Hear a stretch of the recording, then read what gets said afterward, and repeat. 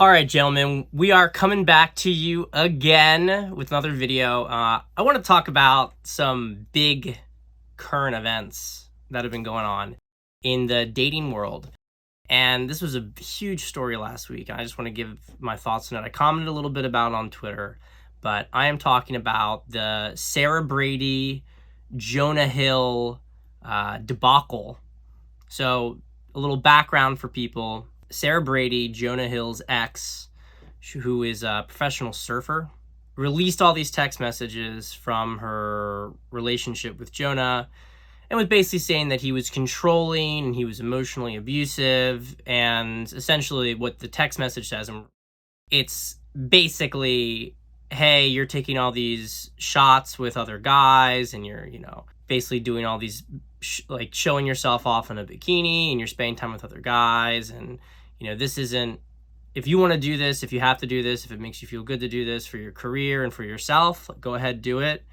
But it doesn't work for me. And, it's a violation of my boundaries. And, we talked about this and essentially we can't be together if this isn't okay with you. And everybody was like blowing up about this whole thing about, was Jonah really emotionally abusive? And what does this say about, who's in the right, who's in the wrong? And I'll be very clear. I am 100% in the Jonah camp with this thing. That doesn't mean that I'm not without criticism for Jonah, but I want to break this down. So people were calling him toxic and emotionally abusive. Nothing in this text message or anything that she's released shows any degree of emotional abusiveness. Jonah is very clearly stating boundaries around, what he feels comfortable with her doing as his boyfriend. He's not telling her she has to do it. This is the really important distinction here. He's not telling her she has to do what he says. He's telling her that if we're going to be in a relationship, these are things that I'm comfortable with or things that I'm not comfortable with. So you can do those things, but you can't be with me. That's a clear choice. And we have to be able to present these choices to people all the time in a relationship. People who are saying it's controlling are really the ones who are being manipulative, because they're saying that Jonah, or any man in a relationship for that matter, doesn't have any right to state what he's comfortable with if it in some way infringes on a woman's behavior, and that the woman should be able to do whatever she wants. And if the guy has a problem with it, then he is controlling.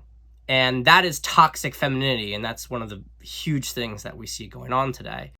Now, I also want to put some nuance to this, though. This doesn't mean that I think that, Jonah's a great example of a man here.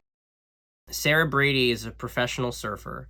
She has been in many, many shots surfs with men. Has been in bikini shots. Look, she's not a model, but she's kind of a model, right? Because she's in a swimsuit. She's an attractive woman. Jonah's a celebrity. He should know how this works. He started dating her, and I'm sure she was doing this before she was with him. So you get into this whole question now of, well, Jonah is pretty insecure, I guess, right? Because he started dating a girl who did modeling, essentially, and spent time with guys. And now he's trying to ask her to not do that, to not spend time with guys. And it's just kind of like an unrealistic ask. And so I understand why people say, we're coming to this feeling that, oh, this is controlling behavior. It's not controlling behavior because he's giving her a choice, but it just shows that Jonah is pretty insecure and didn't really make good judgment in determining who we should end up dating. I was just talking to a client about this the other day. If you're dating a woman who let's say she's a Victoria's Secret model, and so she's pretty scantily clad in bikinis and underwear, lingerie, and you tell her, hey, this is a boundary for me that you can't, go out in lingerie for photo shoots. Well, you're just kind of crazy, because what did you think you were getting into from the very beginning? So I'm not saying that, like, and also Jonah is using this very limp dick kind of therapy speak, you know, being super emotive, like, you know, this was a violation of my boundaries. And, you know, it's just kind of weak sauce. But I will say this, given the climate that we're in right now, he's probably good that he was doing that, because he was, I think, protecting himself in many ways. Maybe that wasn't conscious, but he's coming across as a weak man, but not a toxic or abusive man.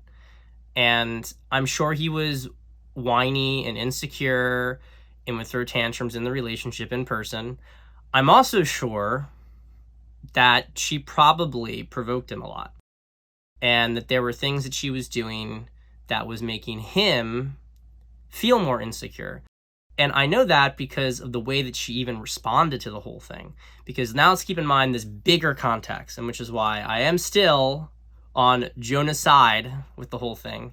She released these text messages a month after Jonah had a baby with his new girlfriend. I don't think a lot of people who are commenting on these text messages realize that this was 2 years ago that they broke up. So for 2 years, she's had these text messages. She didn't say anything about him. Now he has a baby with a new girl, and now he's abusive. And then when he messaged her and said, hey, this is like hurtful that you're doing this stuff. And again, it's kind of like weak, limp dick language, but he texted her it. She posted immediately to her Instagram. So, I mean, she's not a good person. And she's obviously doing this out of a sense of feeling hurt, because she's the one who actually had a lot of feelings for Jonah. Doesn't like that Jonah moved on. Doesn't like that Jonah has a kid with another woman. And so she's being essentially the jealous ex. So it's pretty stupid overall, the whole thing. But this is what I want you to take away from it. Having boundaries in a relationship is not toxic. And don't let any woman tell you that it's toxic. That's manipulation.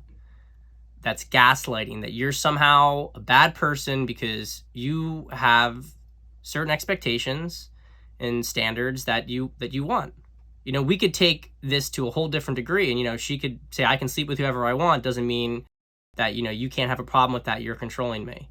You know, there are girls who will, like, go out clubbing with random guys when they have a boyfriend. Oh, he's telling me I can't do that. He's controlling. Like, this is toxic, manipulative stuff that women do. Men do it too, but it tends to be more of a toxic feminine trait versus a toxic masculine trait. But you should also know exactly who you're getting into a relationship with before you do it. If a woman has a pattern of behavior when you meet her, you are going to be in a difficult situation trying to change her into somebody who can't do that stuff anymore. So be mature, be reasonable. Discern who you are deciding to date from the beginning. Don't try to change them.